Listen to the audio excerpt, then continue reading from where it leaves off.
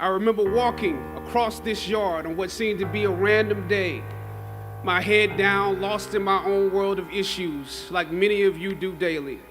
I'm almost at the center of the yard. I raised my head and Muhammad Ali was walking towards me.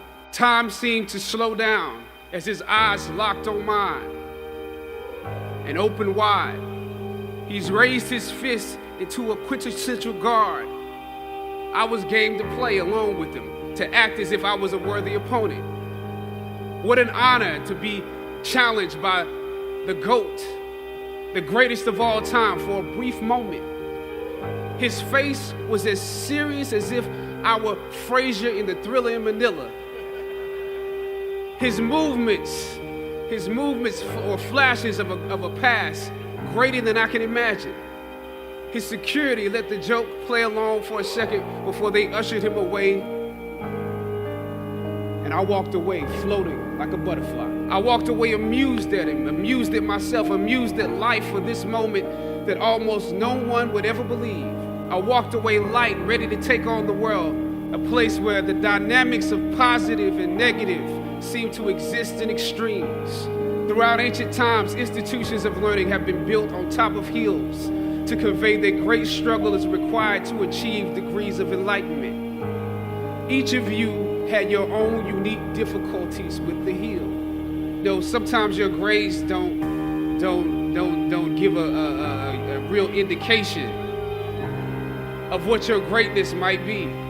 You would rather find purpose than a job or a career. Purpose crosses disciplines. Purpose is an essential element of you. It is the reason you are on the planet at this particular time in history. Your very existence is wrapped up in the things you are here to fulfill. Whatever you choose for a career path, remember the struggles along the way are only meant to shape you for your purpose.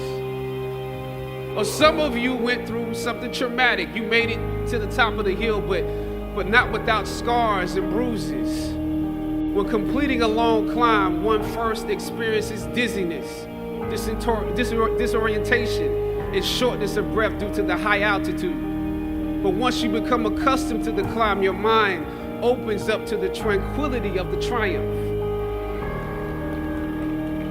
Oftentimes, the mind is flooded with realizations that were for some reason harder to come to when you were at a lower elevation. At this moment, most of you need some realizations because right now you have some big decisions to make.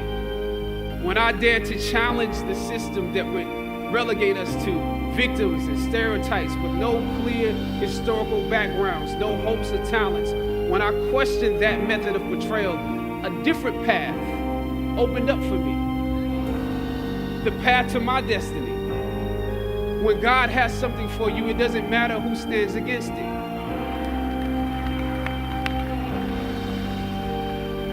God will move someone that's holding you back away from a door and put someone there who will open it for you.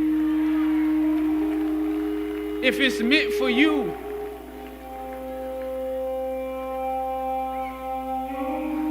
I don't know what your future is, but if you're willing to take the harder way, the more complicated one, the one with more failures at first than successes, the one that has ultimately proven to have more meaning, more victory, more glory.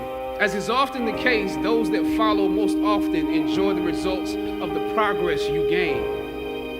Sometimes you need to get knocked down before you can really figure out what your fight is. Everything that you fought for was not for yourself. It was for those that come after. Finally, I thought of Ali in the middle of the yard. In his elder years, drawing from his victories and his losses. At that moment, I realized something new about the greatness of Ali and how he carried his crown. I realized that he was transferring something to me on that day. He was transferring the spirit of the fighter in me. He was transferring the spirit of the fighter to me. He was transferring the spirit of the fighter to me.